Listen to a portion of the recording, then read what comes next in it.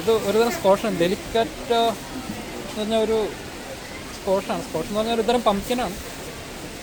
ഇത് സ്വീറ്റാന്ന് പറയണം. എയിൻകോൺ സ്കോഷ് പോലെ, പംകിൻ പോലെ ആണെന്നാണ് പറയുന്നത്. കൂടുതൽ ഡീറ്റെയിൽസ് ഞാൻ പറയാം.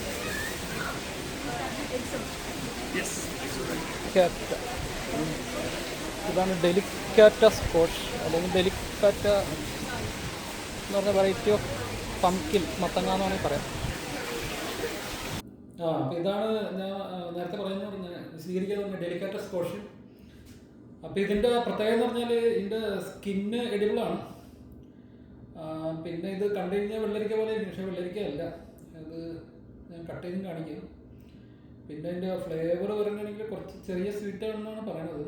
അപ്പോൾ ഒരു cross between butternut and sweet potato എന്ന് പറയണം. അപ്പോൾ ബട്ടർനട്ടും മധുരക്കിഴങ്ങിൻ്റെയും ക്രോസാണ് ടേസ്റ്റിൻ്റെ കേസിലാണെന്നാണ് പറയപ്പെടുന്നത്. അത് നമുക്ക് നോക്കാം.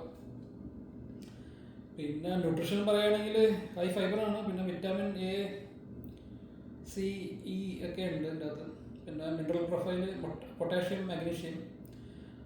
അപ്പോൾ ഇത് കൂടുതലും സെൻട്രൽ അമേരിക്കയിലും നോർത്ത് അമേരിക്കയിലൊക്കെയാണ് കാണപ്പെടുന്നത്.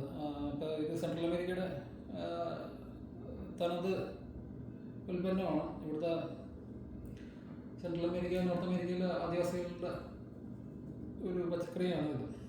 ഇതിപ്പോൾ നോർത്ത് അമേരിക്കയിൽ വെസ്റ്റേണേഴ്സൊക്കെ അഡോപ്റ്റ് ചെയ്ത് ഇപ്പോൾ വെസ്റ്റേൺ കൺട്രീസിൽ എല്ലായിടത്തും ഉണ്ട്. അപ്പോൾ ഇത് പിന്നെ ഫുഡിൻ്റെ കേസ് പറയുകയാണെങ്കിൽ ഇത് കറി വെക്കാനല്ല ഇവർ കൂടുതൽ ഉപയോഗിക്കുന്നത്. ഇവർ കൂടുതലും ഇത് ബേക്ക് ചെയ്തെടുക്കാനൊക്കെയാണ് വെസ്റ്റേണേഴ്സ് കൂടുതലും ഉപയോഗിക്കുന്നത്. ഇനി കറി വെക്കാൻ പറ്റുമായിരിക്കും, ഞാൻ നോക്കിയിട്ടില്ല. അപ്പോൾ ഇത് കട്ട് ചെയ്ത് നമുക്കും ബേക്ക് ചെയ്ത് നോക്കാം. അപ്പോൾ നമ്മൾ കട്ട് ചെയ്യാൻ പോവുകയാണ്.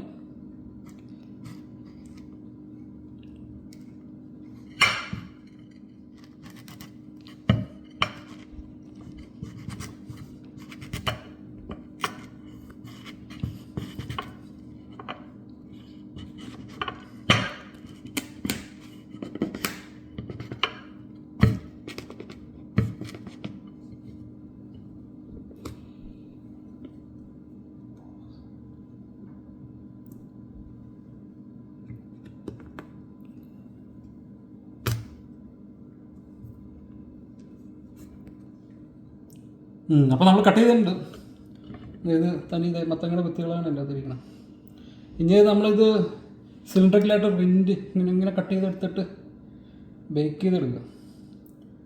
അപ്പോൾ നമ്മുടെ ഈ ഡെലിക്കാറ്റ മത്തങ്ങ അത് കട്ട് ചെയ്തിട്ടുണ്ട്. ഇത് സീഡും ഇതേപോലെ സെമി സർക്കുലർ റിൻസും ഒക്കെ ഉണ്ട്. ഇനി നമുക്കത് ബേക്ക് ചെയ്തെടുക്കാം.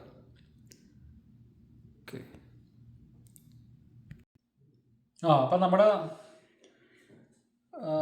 ഡെലിക്കാറ്റ മത്തങ്ങ അല്ലെ ഡെലിക്കാറ്റ സ്കോഷ് നോർത്ത് അമേരിക്കയിൽ നിന്നാണ്. ഇത് നമ്മൾ ബേക്ക് ചെയ്ത് കഴിഞ്ഞ്. അപ്പോൾ ഇത് ഒന്ന് ടേസ്റ്റ് ചെയ്ത് നോക്കാം. ഇതുപോലെ ഇരിക്കും ബേക്ക് ചെയ്തിട്ടുണ്ട്.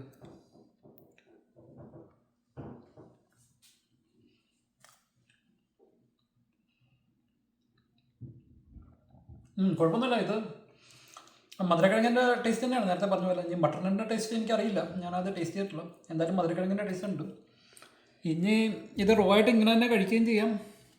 വേണമെങ്കിൽ ഗാർണിഷും ചെയ്യാം. മറ്റേ ഉപ്പും കുരുമുളകും പിന്നെ ഒലിവ് ഓയിലോ അല്ലെങ്കിൽ അവക്കാഡോ ഓയിലോ ഇട്ടിട്ട് ഗാർണിഷ് ചെയ്ത് കാണിക്കാം. പിന്നെ ചിലവർ ഇന്നോവേഷൻ ചെയ്യുമെന്ന് പറഞ്ഞാൽ ചെറിയ പീസാക്കിയിട്ട് മിക്സിയിലിട്ട് അടിച്ചിട്ട് ഈ ടൊമാറ്റോ കെച്ചപ്പ് പോലെ ഉപയോഗിക്കാറുണ്ട്.